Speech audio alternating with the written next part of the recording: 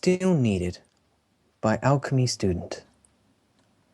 A mother's destiny is to see her children grow up.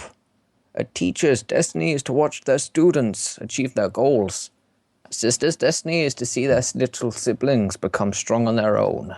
After these destinies are fulfilled, is the teacher and mother and sister still needed? Starswell the Bearded, as copied by Clover the Clever upon his deathbed.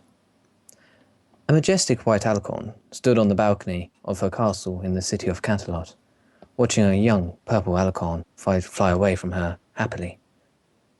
This unicorn was her faithful student, and she had just finished talking to her former teacher about plans that she had for her 5 faithful friends.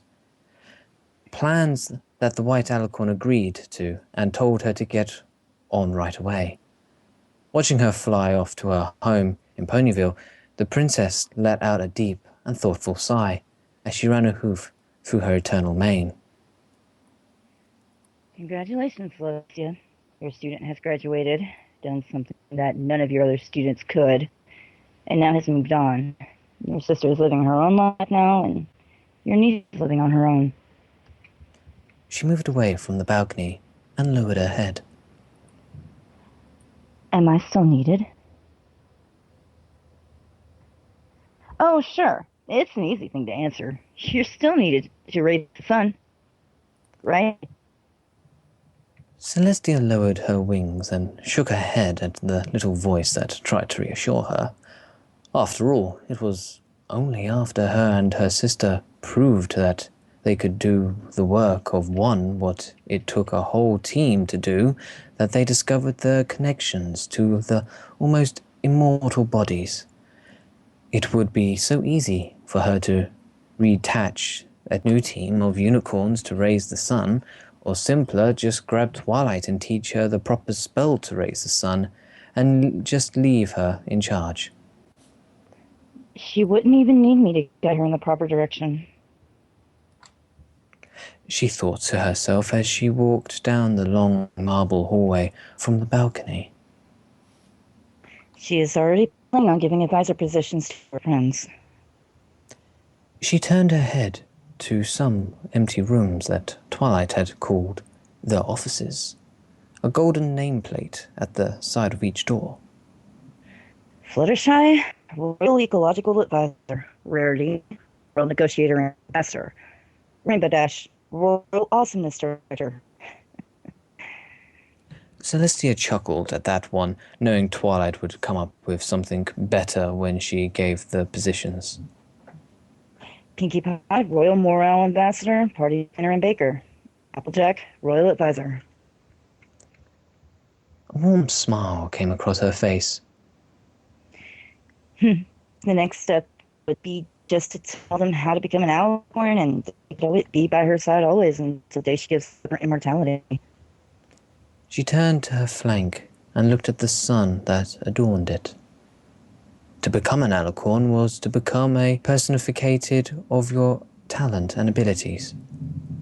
That's what happened to her and her sister when they took their love from the sun and moon to the next step, went on that long journey and defeated Discord.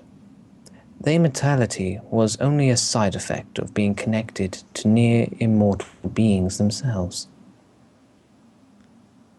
Twilight would have to tell them that in order for them to be like her is to tell Rainbow to break into that speed dimension that all speedsters draw their powers from and outrace the speedsters that lie within. Rarity would have to defeat the embodiment of greed. Applejack would cultivate the legendary golden apples. Pinkie Pie would have to make anger itself happy, and Fluttershy would have to turn hate itself into a spirit of kindness. No small feat were any of these tasks, but ones she knew that the bearer could do easily then. When would that leave her? Am I still needed? Celestia asked herself out loud as she walked down another hallway of her castle, looking outside the window to look at the midday sun. Sure you are. Twilight may have grown up as a student, but Luna and Cadence still need you. A sigh escaped her lips as she again argued with her reason. Cadence has her husband in her kingdom now. Luna. A chuckle escaped the Solar Queen's lips. Has become her own mare now. No longer that little filly who asked for forgiveness that day. Smiling, she turned from the window and walked down another hallway, only to stop when she reached a well-preserved room.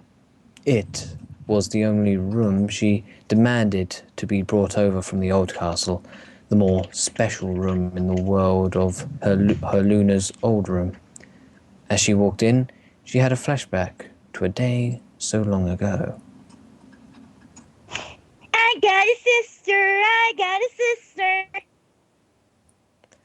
A little pink-maned filly said as she hopped around a crib with a crescent moon on the front.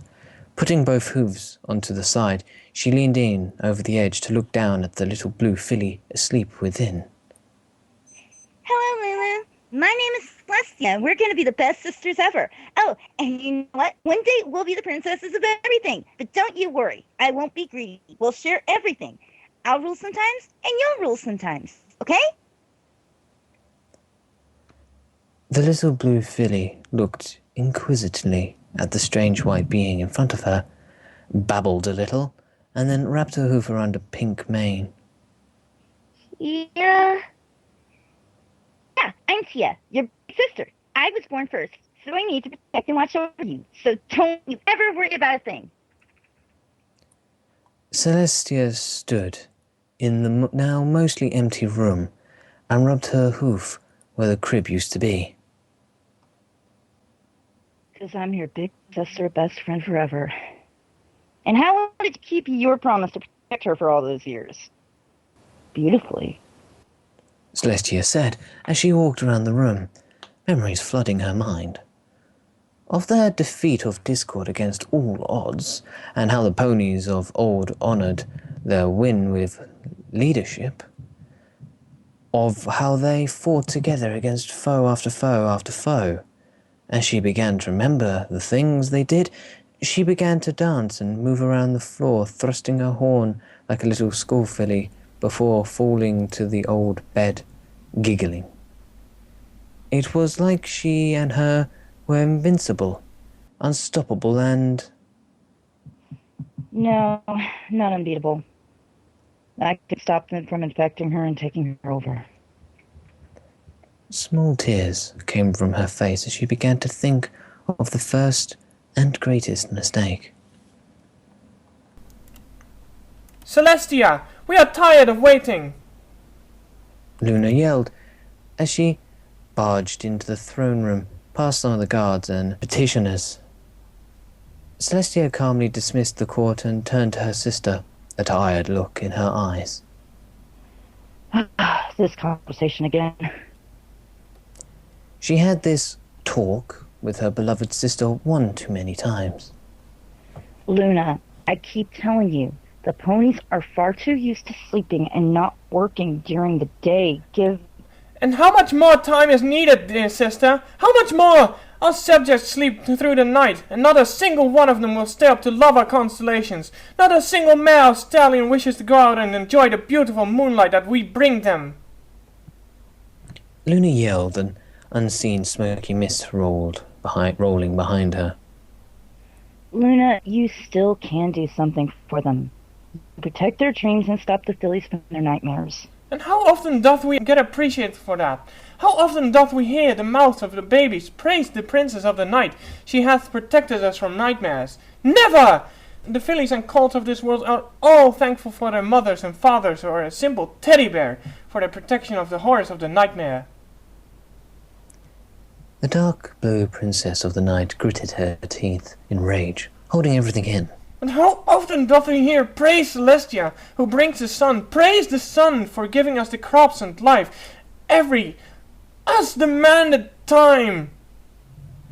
Luna, I told you, give them time and they will love to stargaze as much as I love to.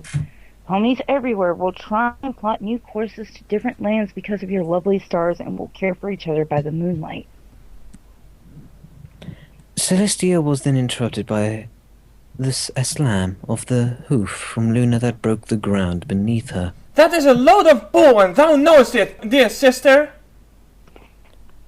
Luna, language. Celestia said, taken aback from her sister's tone. We doth only speak the truth, my dearest sister. Luna said, a bit of venom in her voice. There will never be enough time. We have tried to set up festivals or celebrations to bring the same love and joy for the night that they have for your day. But even then, we hear the words of them. Don't go out in the night, monsters exist and will eat you. Beware the night, for the mare of the moon will surely come to eat you. They have come to call me Nightmare Moon under their breath, sister. A small smirk came to her as she began to think out loud. Maybe they should fear me. Maybe they should come to appreciate the night. Or perhaps no day at all. Luna! Celestia yelled, rising from her throne. You are acting like a jealous little filly who isn't getting her way. Now! Turning her head away from her sister, pointing a hoof to the door.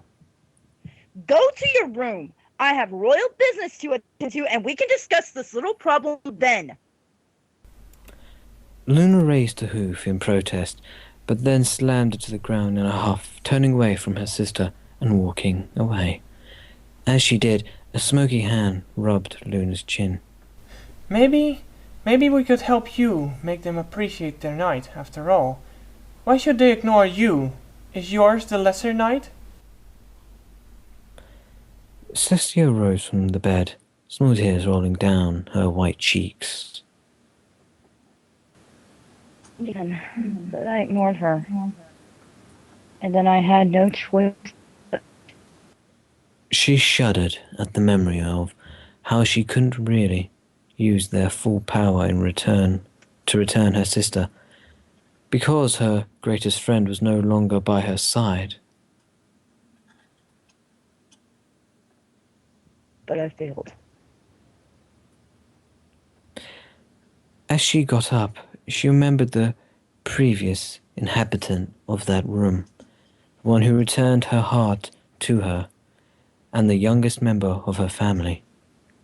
She smiled as she remembered how she did fulfill the need that her sister desired and watched over her for a year. Though her sister became shy and a recluse for a year, she did come out one fateful night. And who was it that helped Luna to reconnect with her subjects? Twilight. Celestia said as she walked to the door of the room, before turning her head and gave a soft smile.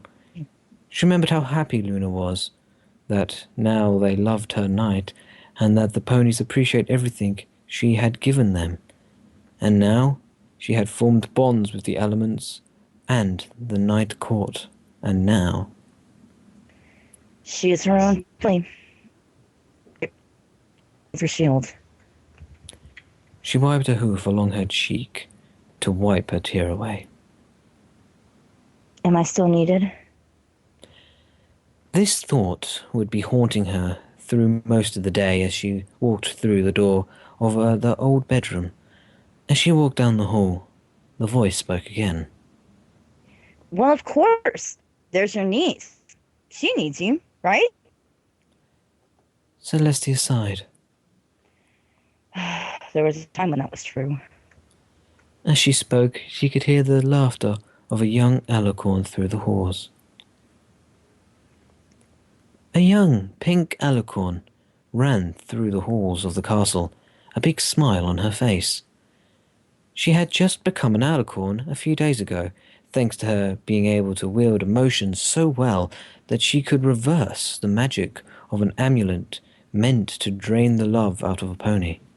She cheerfully ran up the hall before running back to her aunt. So I can really live here with you forever? Yes, Cadence.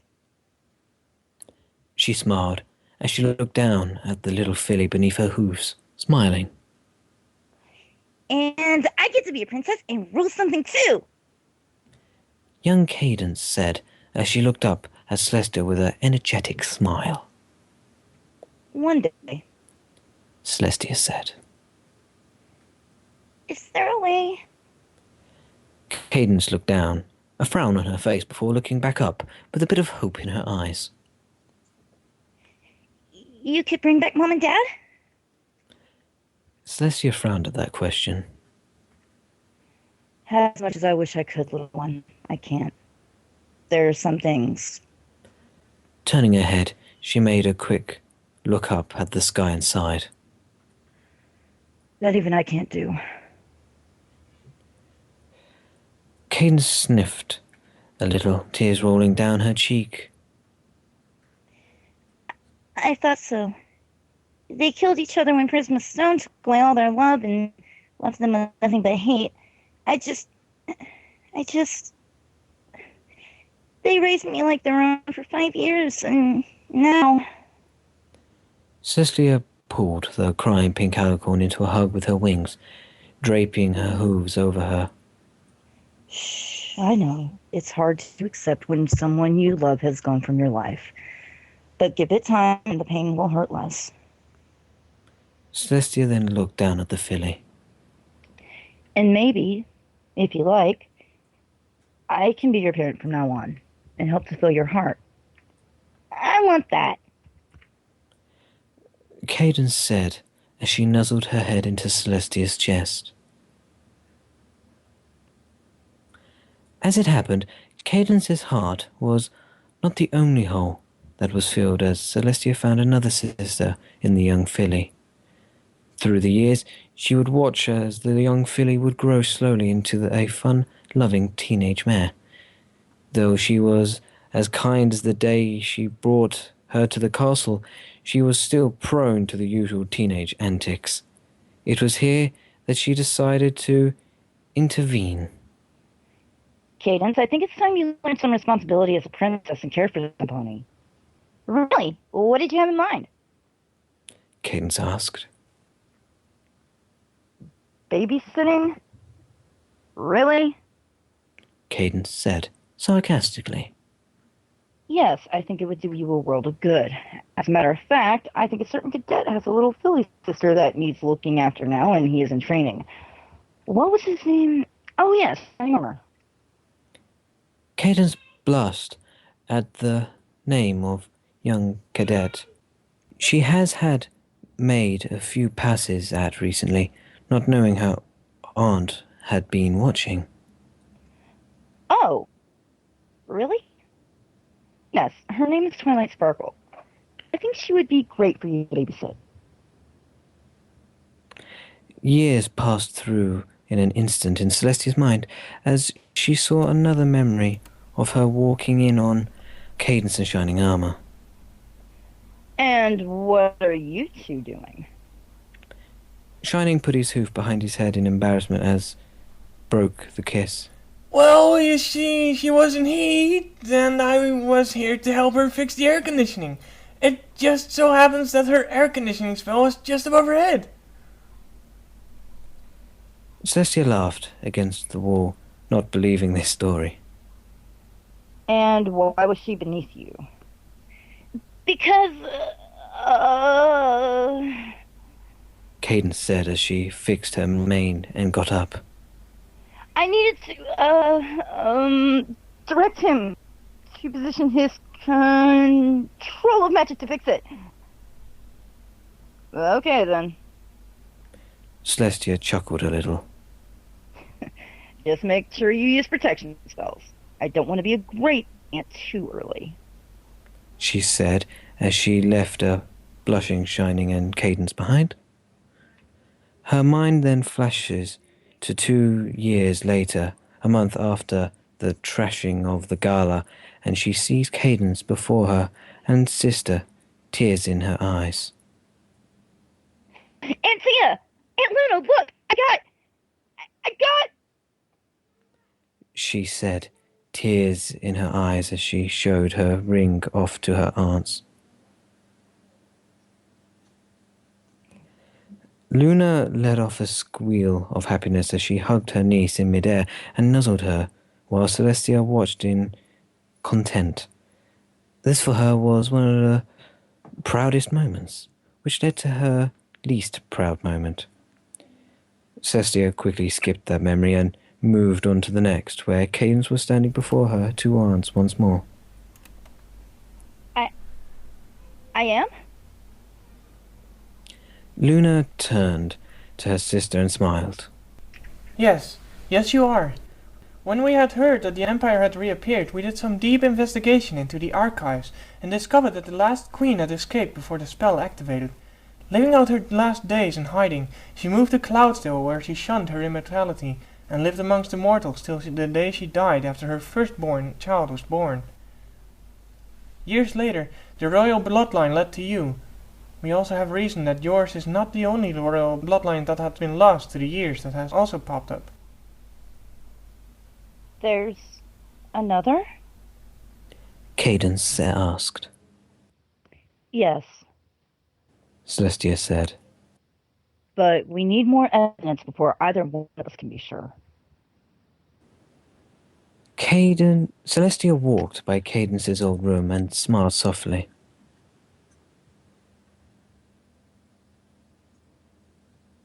And so did my young niece walk out of life to live on her own. A full-grown mare with her own kingdom, her own family, and a life filled with new things to explore on her own, without that old white alicorn near her. She sighed to herself. Am I still needed? This question burned into her mind as she neared some stairs that led to her room. Of course you are. Twilight.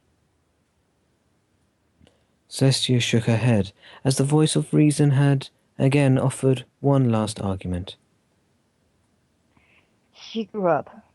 She doesn't need me anymore. At that, Celestia put her hoof to heart and began to think of the final piece of her heart, one that she had filled with many friends and allies over the time, but only one she loved as a daughter. Turning her head slightly to look back down the stairs, she remembered a little filly that used to live in these halls, and sighed. Celestia walked through the darkly lit castle as she heard some soft sobs with one of the hallways. Slowly she turned to find the source, coming from the room of a young filly. Twilight, what's the matter? I don't know. I just began to sleep and I started to think of Mom, Dad, and Shining Armor, and then I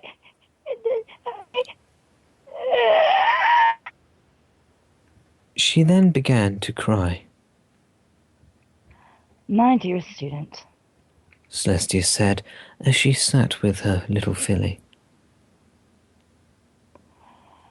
It's all right to be homesick on your first day. She draped her wings over her little one and cuddled her close. But it'll be all right. You'll see. but I Twilight began to cry, tears running down her violet cheeks. Shh.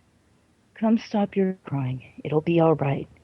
Come take my hoof and hold it tight. I will protect you from all around you. I'll be here. Don't you cry. Twilight's sobs began to slow down as she looked up at her mentor, smiled, and snuggled into her white chest. A smile came to the Sun Princess as she leaned in and kissed her forehead before falling asleep with the filly in her legs. Though the years she watched the young filly grow into a mare, she always knew that she would become. However, over time, the young student grew into something more for the white alicorn. The teacher slowly became a mother, and the student a daughter.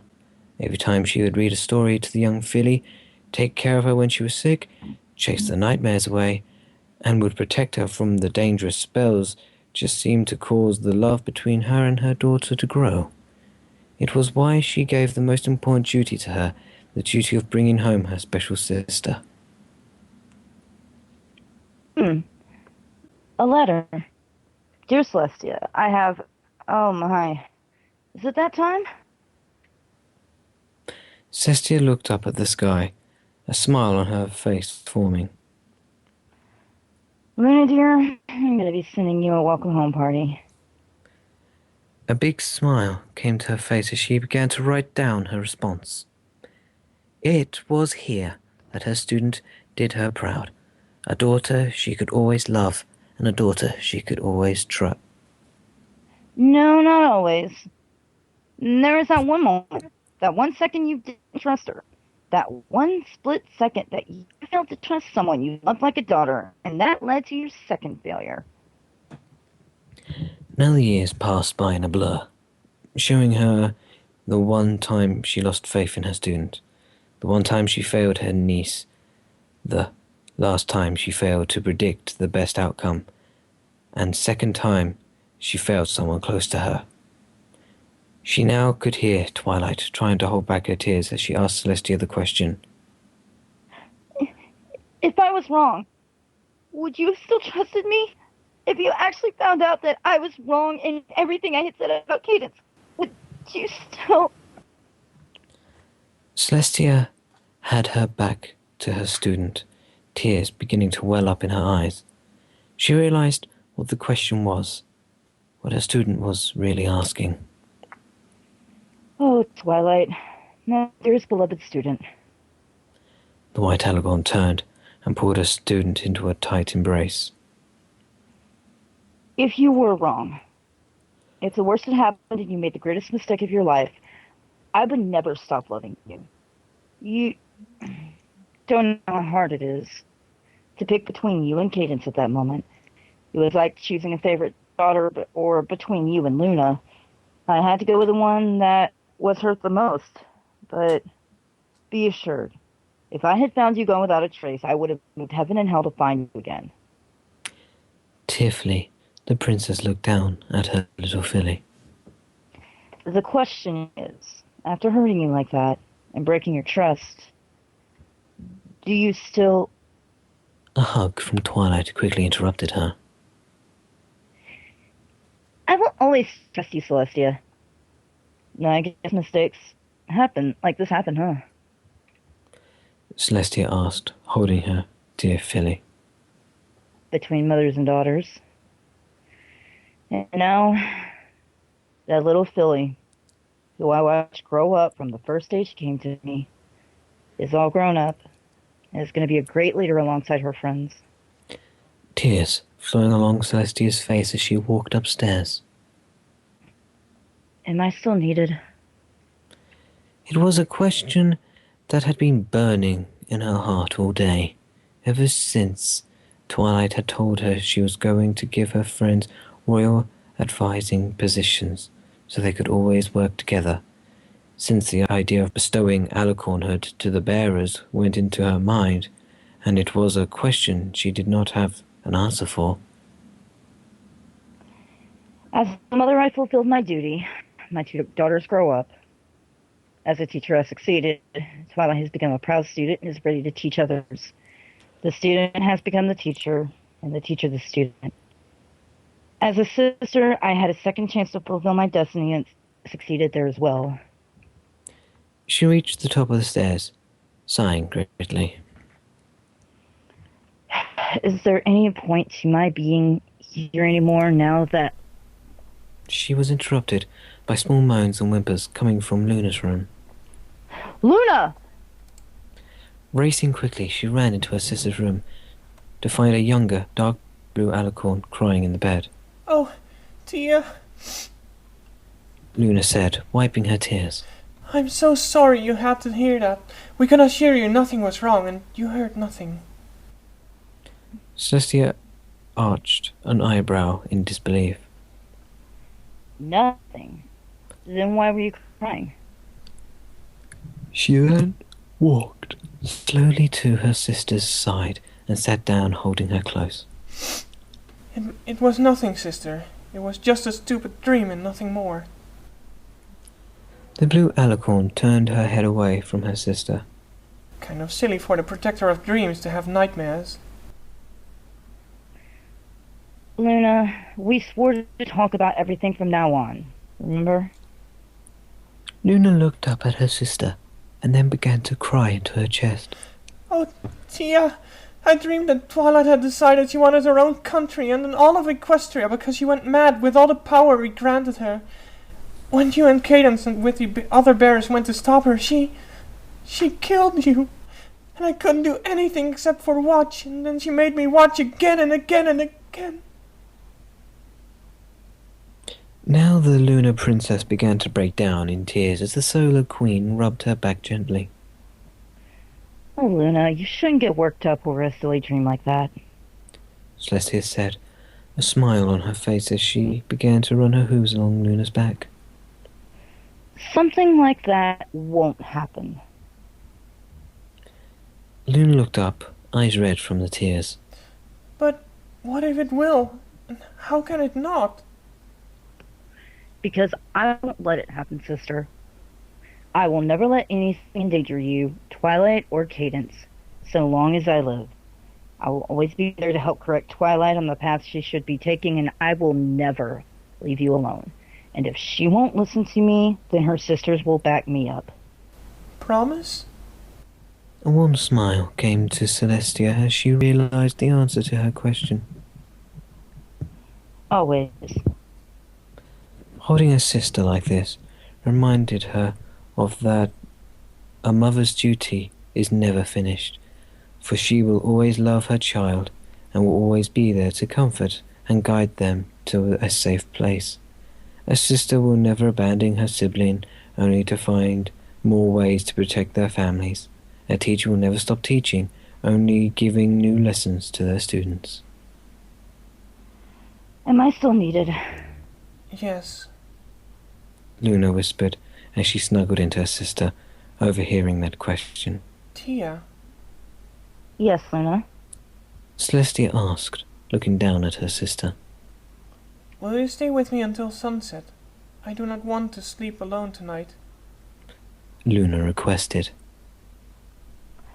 Of course. Celestia said, chuckling. We haven't done that in years. And then she snuggled up close to her dear sister and comforted her for the rest of the night. Luna, do you want to talk to the elements? The end.